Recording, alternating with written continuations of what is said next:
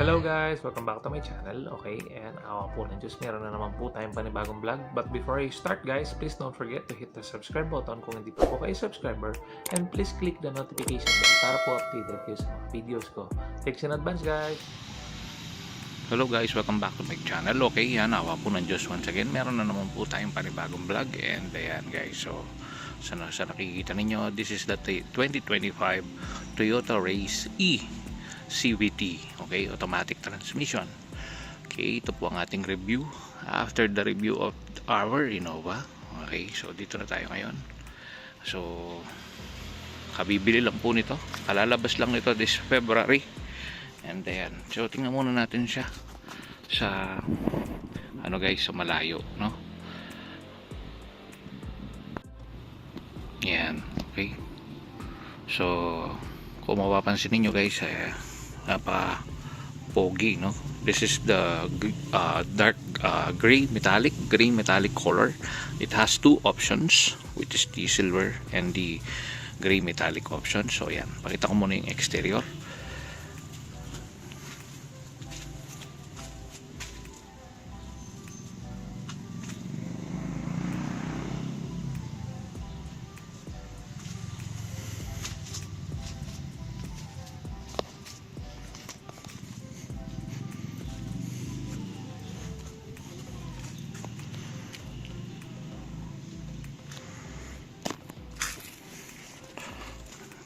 Course, sa likod asara kasi. Okay, okay, I have to go at the back part kasi nakasara ng screen itong ano natin, no? Dahil sa sinag ng araw, kaya ako ginanyan. Anyway, so ayan, so ano ba ang unang-una nating mapapansin sa ating Toyota Race is yan, yung napaka parang ano niya guys, is makisig yung ano niya, no, yung mga parang mga eyes niya, ayan, no, parang maano siya, yung gwapo, tingnan niya.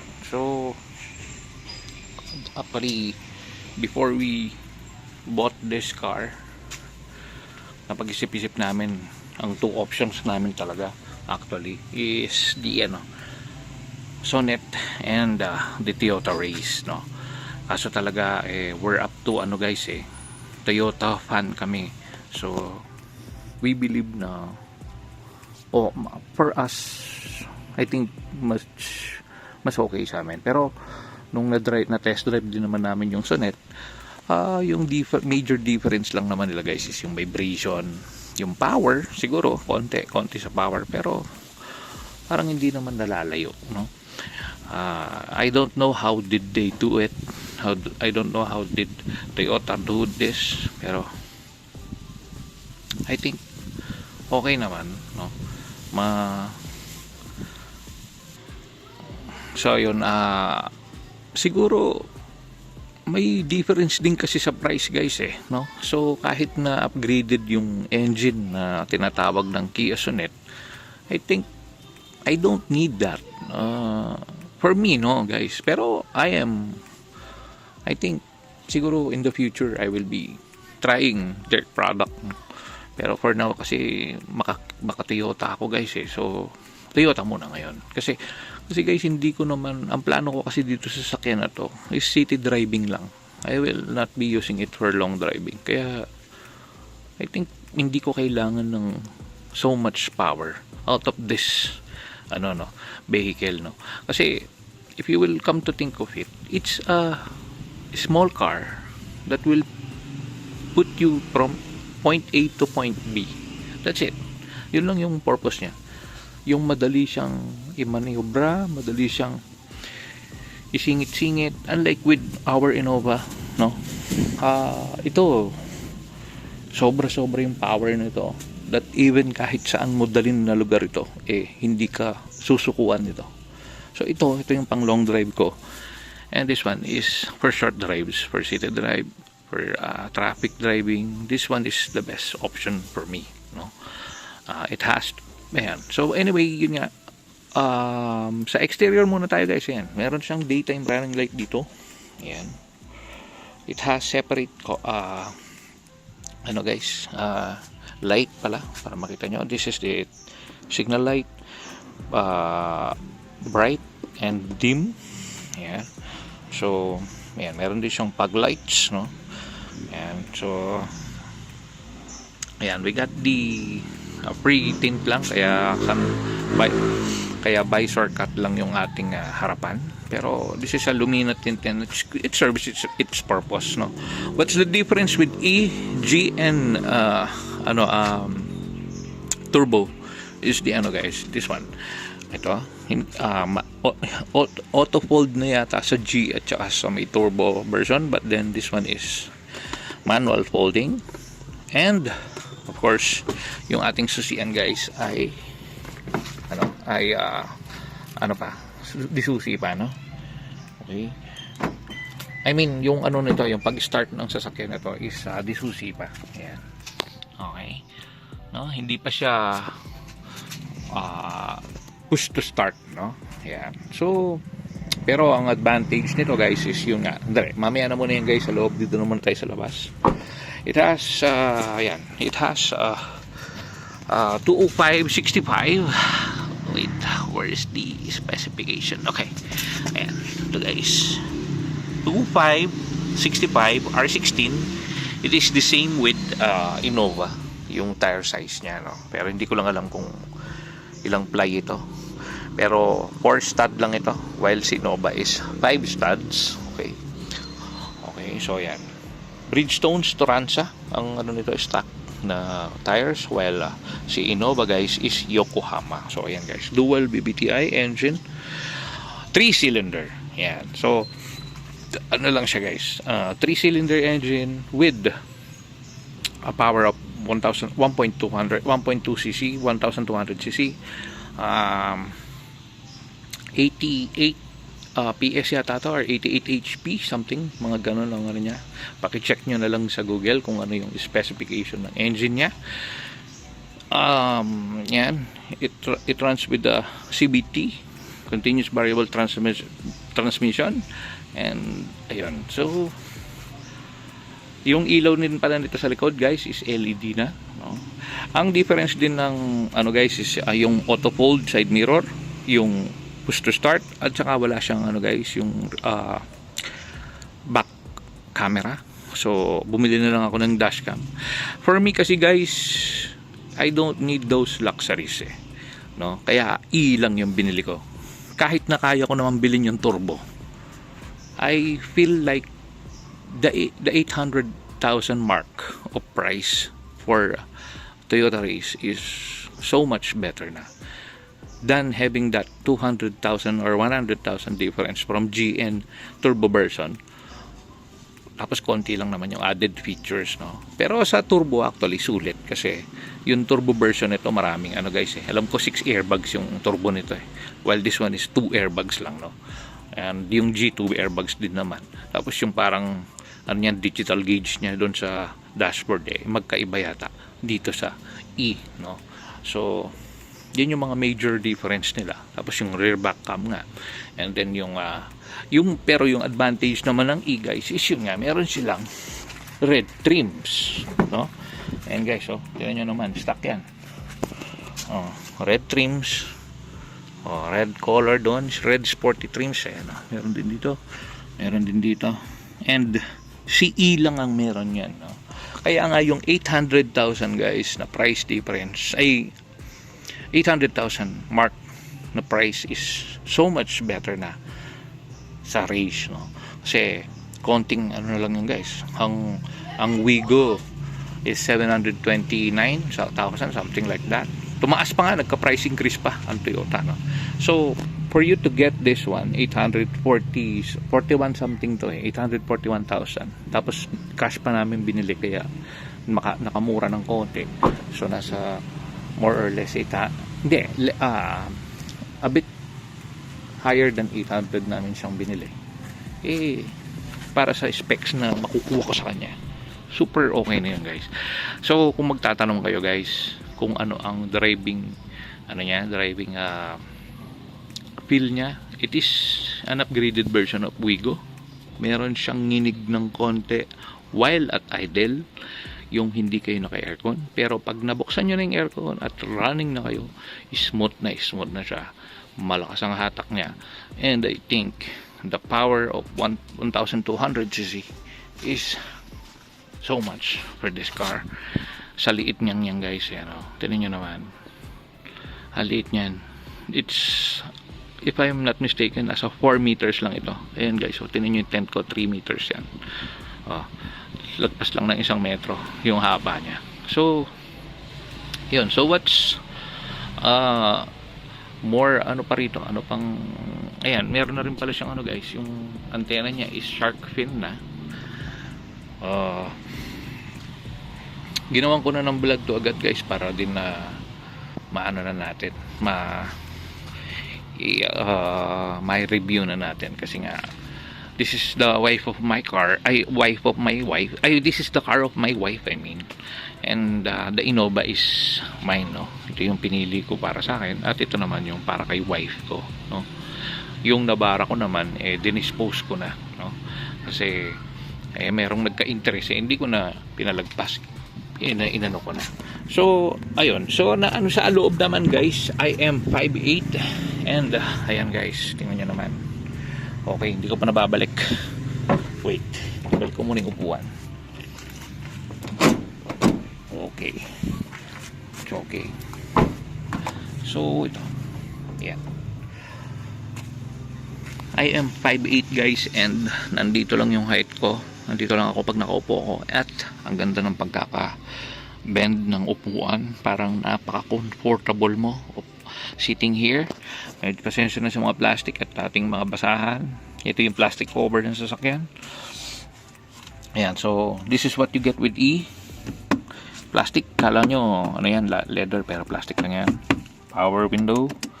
And then wala yung ano ka ba lang, yung napansin ko lang na ano rito guys is ano siya, wala siyang ano, yung auto lock. Wala siyang yung pindutan ng auto lock.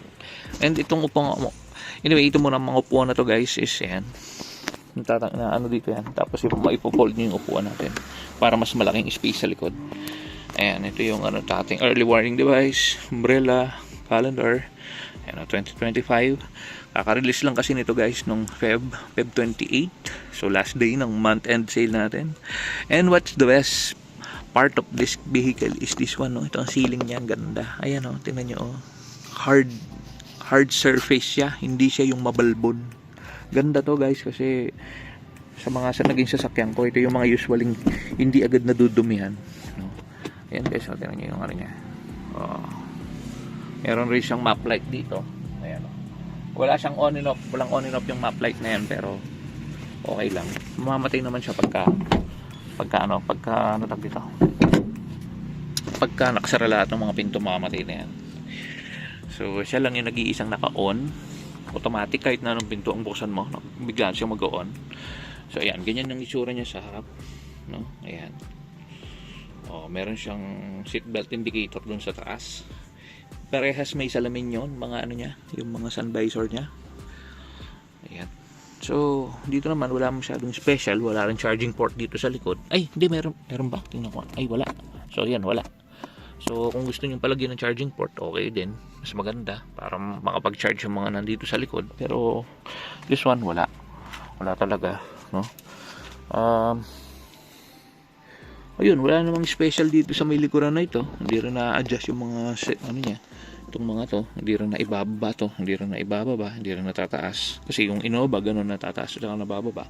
Pero yung ano niya guys, yung ganda. Ito niya naman. I feel luxury with the design of the interior. Though it is more on plastic, pero okay na yun. Hindi naman tayo masyadong maarte. We will just use it in a city drive. Okay na yan, hindi na siya. I always dream of having a mini crossover, pero this one is tag as medium SUV, or yeah, parang ganun yata ang mid SUV ang tawag nito, mini SUV. Yeah. So pero ang reality is crossover to guys.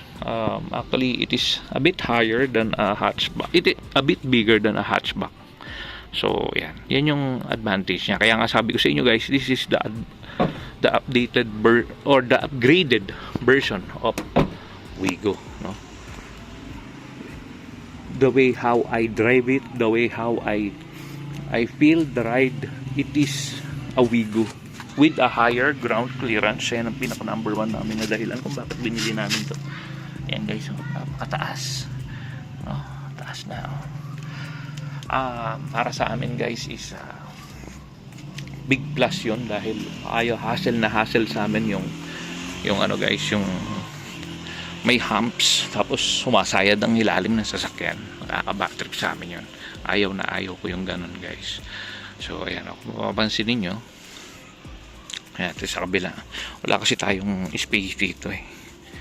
Ayan, so paparinig ko rin sa inyo guys yung ano dito, yung mga G tsaka turbo merong ano rito, parking sensor, no? Pero this one wala siya, pero okay lang yan, hindi ko naman kailangan ng parking sensor sa harap. Dagdag ingay pa yan sa tenga, no? So maparinig ko sa inyo guys kung anong tunog ng makina nito. Papakita ko na rin yung front dashboard. Yan guys, so ito yung ano niya, ito pala yung saan niya muna, ito muna pala guys, tingnan muna natin pala to. So this is the ano guys, this is the controls niya. Ito yung sinasabi ko sa inyo guys, wala nung central locking niya. So dito yung central lock nyo. So sa Innova kasi and other cars, merong silang button for the central lock na dapat dito sana yun, kaso wala. So meron lang siyang window lock para sa mga bata. Then ito yung mga window controls, power window controls. Ito lang ang nag-automatic, itong ating driver side. And ito yung ating side mirror controls sa pag-adjust ng ating side mirror, no? Tapos ano pa ba? Dito sa ano, yun nga, sinasabi ko sa inyo guys, yung salamin, meron siya salamin dito. Yan, may salamin dito. May salamin din yung misis ko, kaya natuwang-tuwa siya.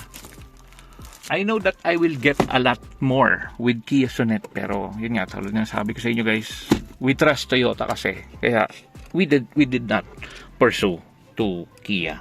And meron din siyang cup holders dito. Okay, ganda, diba? Meron siyang traction control.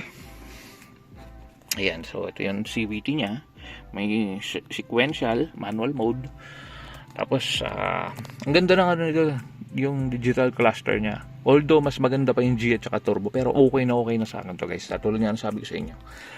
Ayan, so dito. Walang susian to ano niya guys. Walang susian to. So, talagang basic. Tapos ito guys, yan yung tunog ng busina niya para marinig nyo. It is better than Wigo, but yung tunog niya guys hindi siya ganun ka brusko, no? So if I may say, no, ganun siya. So ayan, dito rin yung control ng fog lights, this one. Okay, meron siyang daytime running light, meron siyang sa harap yung umiilaw. Kasi parinig ko muna sa inyo guys, ito yung ano niya, audio controls, cellphone controls, power mode. Yan, wala siyang eco mode, pero nag-automatic naman yung eco mode nito. So yan, tingnan natin guys. Yan, nakita nyo yung dashboard. So ulitin ko guys ha. Ito ha. Ganda, diba? Ang ganda ng execution. 164 kilometers. Palang yung tinakbo niya. So if start ko guys, para marinig nyo. Sounds familiar yung tunog niya, Wigo. Ayan, since wala pang aircon. By the way, yung aircon nito guys is digital control na. Since wala siyang aircon yan, medyo ramdam nyo yung nginig. Pero pag i-on ko na yung aircon yan, ayan, tumataas kasi yung idle niya. So mababawasan na yung vibration.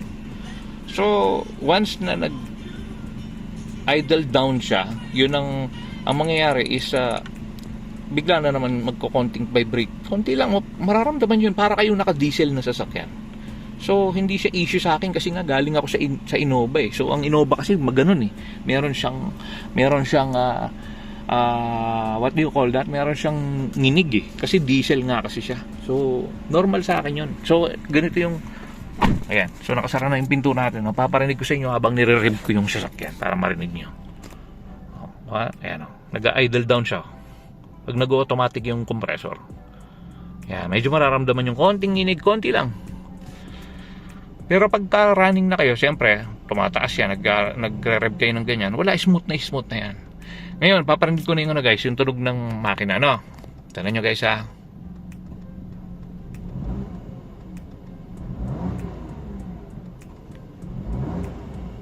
Oh, I'm sure naririnig nyo yan guys, di ba? So meron pa rin, again, this is the CVT, kaya ano to, yung rubber band effect niya is nandiyan pa rin, no? We cannot take that off to CVTs. Okay na okay yan. Pero normal yun, no? Ayan, so ayan, yung digital controls niya, number 1 ay yung aircon nito guys. Pala ako na nagsasabi sa inyo guys, napakalamig. By the way, nilagay ko muna to kasi sa pin, wala pa kasi yung seat cover eh. Naubusan daw ng seat cover yung kasa. But then, pagkalabas daw ng ORCR ibibigay din sa amin yung seat cover. Yun, so, ito yung sinasabi kong seatbelt indicator guys, ayan, no? Tapos ito yung mga ilaw niya. May ilaw din dito yan. Di ba? I find it premium naman, no? Dali, patayin na natin guys kasi maangamoy yung usok sa loob ng bahay.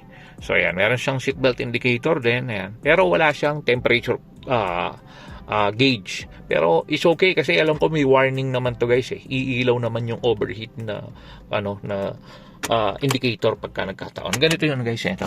Ayan, ito. Ayan, yun yung overheat indicator. Nakita nyo ba? Kita natin.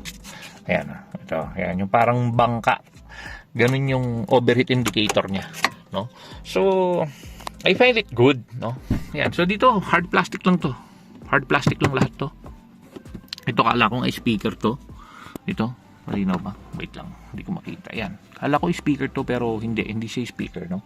Ano lang siya, blanco lang yan. Ayan, no? Blanco lang yan. No? Sa, buksan natin ang aircon. Ito yung traction control, natin, no? Ewan ko kung nasabi ko na sa inyo.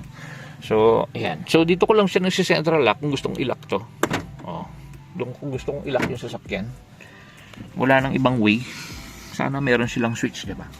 So, yung mga palit-lit na ganyan, guys, hindi ko na masyadong iniisip yan kasi ang importante sa akin, guys, is yung may magagamit ba ako na pangmalayuan. And also, yung major difference pa rin ito is walang adjustment yung, niya, guys, yung walang height adjustment yung upuan niya. Pero mataas na. So, kung kahit babae kayo, kunyari, kung babae kayo at medyo maliit kayong babae, makikita nyo pa rin yung harapan kasi masyado nang nakataas ng upuan. Hindi na kailangan ng height adjuster. Dito kasi yung mga G at yung turbo, mayroong adjuster dito yan para tumaas to. Pero mataas na kasi siya. Ayan, tingnan nyo naman guys, kumpara dun sa passenger. Masyado na siyang mataas. No? Tapos ito yung bukasan niya ng gas tank. So, buksan natin. See? Ayan. Ganda naman. Manual. So, ayan. Again, this is a metallic gray color. Ayan. Ayan. So, this is ang ganda nito. Dito yung niya, yung pang wash niya. Tapos ito, maganda naman yung wiper na installed niya, parang yung branded na wiper na NWB na pinakamahal. But then this one is hindi talaga may iwasan yung maraming rito, mga insekto. Ayan. So, tingnan natin yung makina so that you can see it. Ayan. Okay, so, dali guys ha. Anuin ko lang. Taas ko lang. Okay, wait lang guys.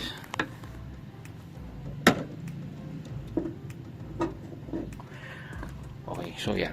Yan ang engine natin. So, it's a 3-cylinder engine. Dito nyo palang makikita nyo na yan. 1, 2, 3 cylinder, 12 bulb, double overhead cam, kaya doble yan. So ito yung air filter box nya, ito yung battery nya. I don't know if this is 1SM. Ayan, ito yung windshield washer, brake fluid, clutch, transmission, CVT transmission, ABS control, and nandito yung yan, sana ba yung yung coolant. Yun ba yung ABS ba niya or yung what do you call that, yung sa steering.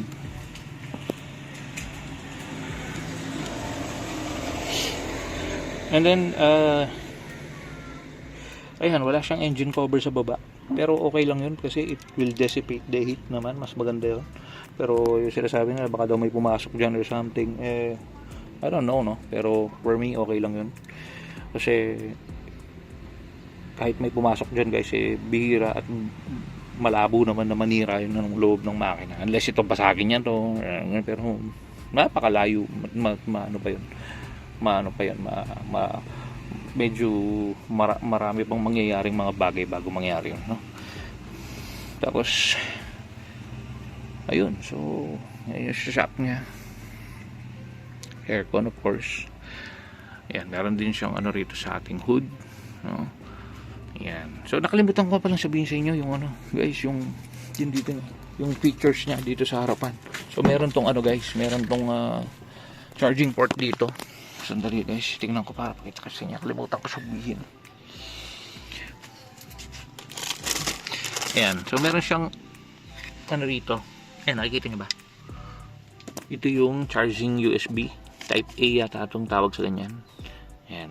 And then ito yung cigarette lighter charging port. So pwedeng maglagay ng dashcam dito, and then dyan nyo ilalagay, dyan nyo ipa-power up, no? So ano ba itsura nito? Yung sa gitna nito. Ayan, so yan yung yan. Parang plain lang naman.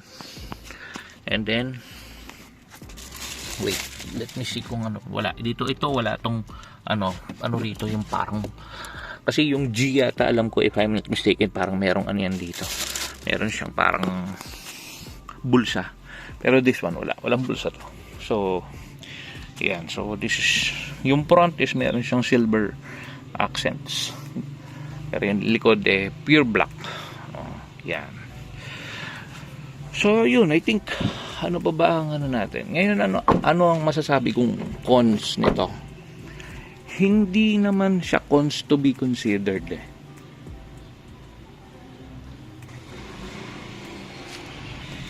Hindi naman siya cons to be considered kaso nga lang, what do you call this one? Do not expect for a very comfortable ride. Yan yung number 1 na pwede kong masabi sa inyo. Do not expect for a very comfortable ride, kasi nga this is a budget friendly car na worth 1M below, na don't expect for a luxury type of SUV na napaka-comfortable niya sa loob. Yung noise niya sa loob is medyo, kumpara sa Innova, is mas tahimik talaga sa loob ng Innova. So maririnig nyo rin yung road noise, pero again, tulad nga sabi ko, manage our expectation. Hindi siya yung tipong ng sasakyan na nagagamitin nyo as what do you call that, na pang long driving ano, pero pwede siyang pang long drive Ang hindi lang advisable sa kanya is medyo hindi lang kasing comfortable pagka si Innova yung pinang long drive nyo kumpara sa kanya. So hindi siya for me, hindi siya ganun ka-comfortable. Tapos yun nga, ang isa pang major cons dito guys is kung 5'8 kayo guys, ingat kayo dito, no?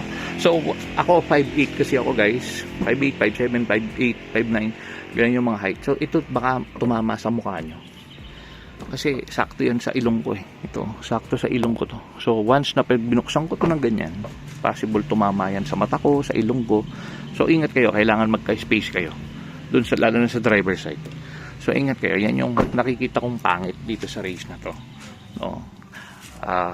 Tapos ayun nga, yung taillight nito is LED na, which is I'm not a fan of LED kasi mas okay pa rin talaga sa akin ang halogen. Pero again, if it will save energy and power to the engine, it's okay.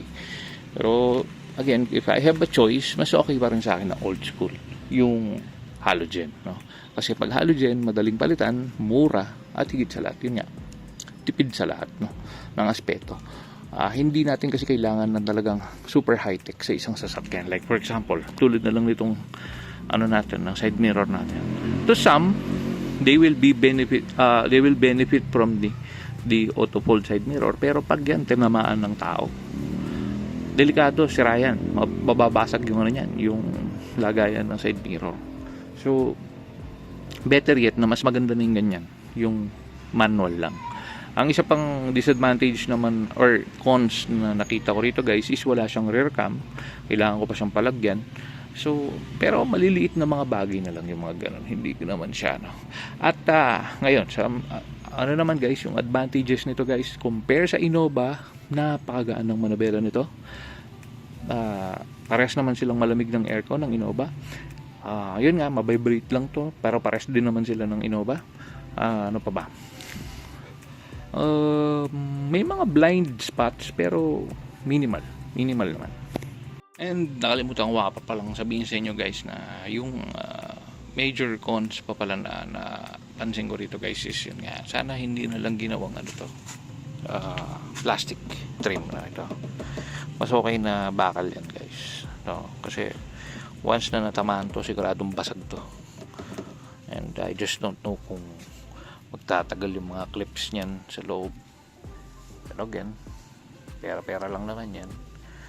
And ayun, so I think wala naman na akong ano. Meron lang konting ano sa ano, siguro ano pa yung transmission niya. Medyo nag-a-adjust pa, pero normal naman lahat. Yung mga issue na alam ko dito parang ano lang naman, hindi siya issue na masasabi. Ano siya small things lang, pero it's not of an issue, no?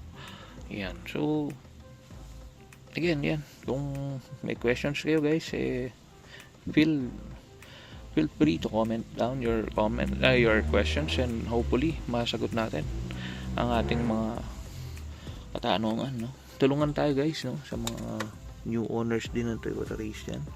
Tulungan tayo on how we can, ayan. Since this is just 3 years, alam ko 3 years old pa lang ang Toyota Race in the Philippines, no? It started at the end quarter of 2021, so almost 2022 siya nag-start. So 2022, 2023, 2024, so kaka-start lang naman ng 2025. So 3 years and a half, I guess. Ganun ang age pa lang ng Toyota Race natin. So I think hindi pa to malabong mag-phase out to, kasi isa sa mabenta ng Toyota to guys eh. So isa pa pala naging option namin sana noon is yung yung Avanza. Pero nung dinrive ko, medyo may kabigatan yung manobela. So hindi ko lang alam kung normal yun, pero ayun.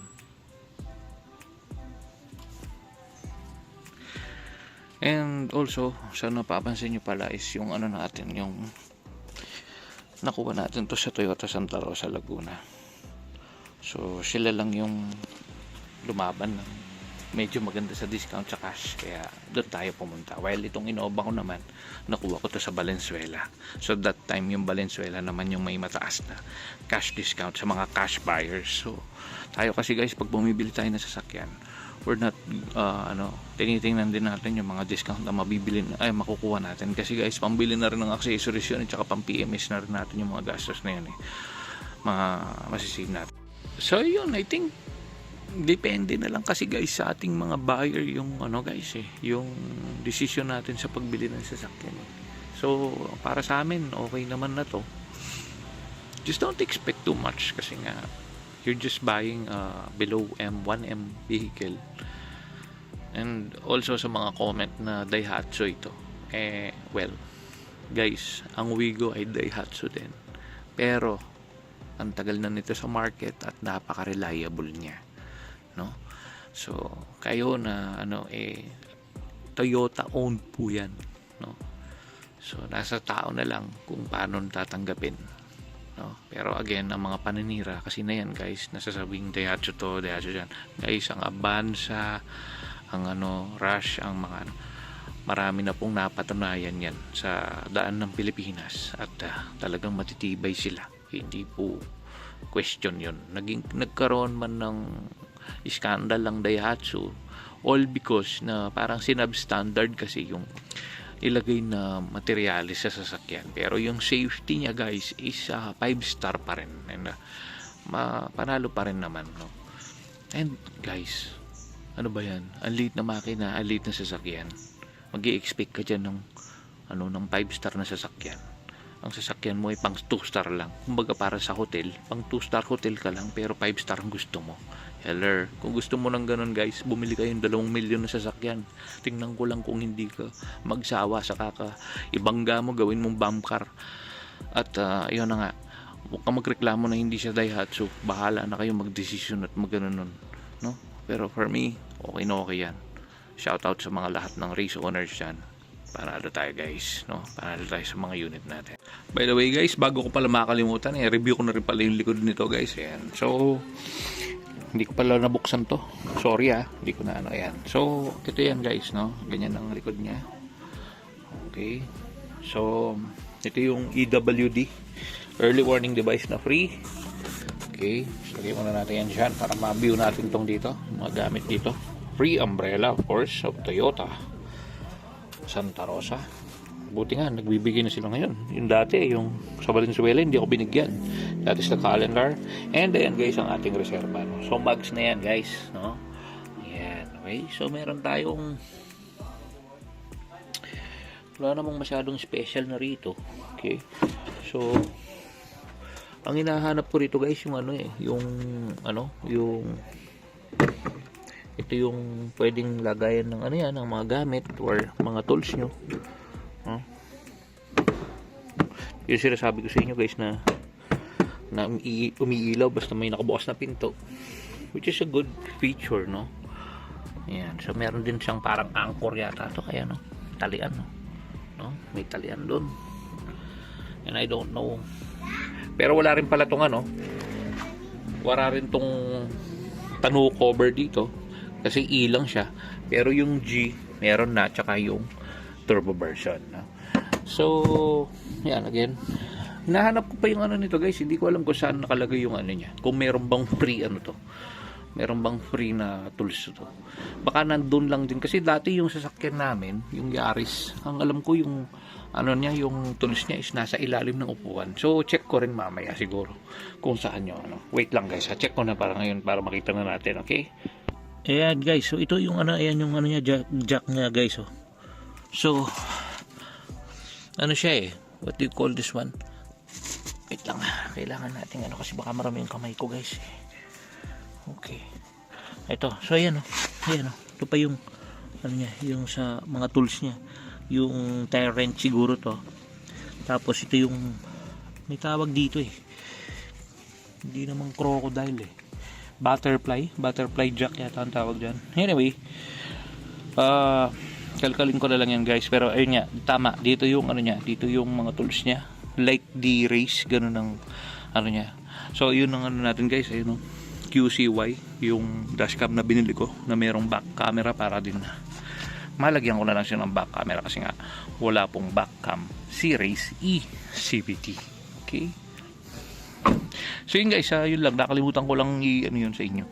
Nakalimutan ko lang sabihin sa inyo yun, yung sa likod, hindi ko pala nabuksan kanina. So yun guys, I think yun na po ang ating vlog for today. Again, so for us, no regrets. Ayun ang bahala guys kung para sa inyo okay ito. Okay? Bye!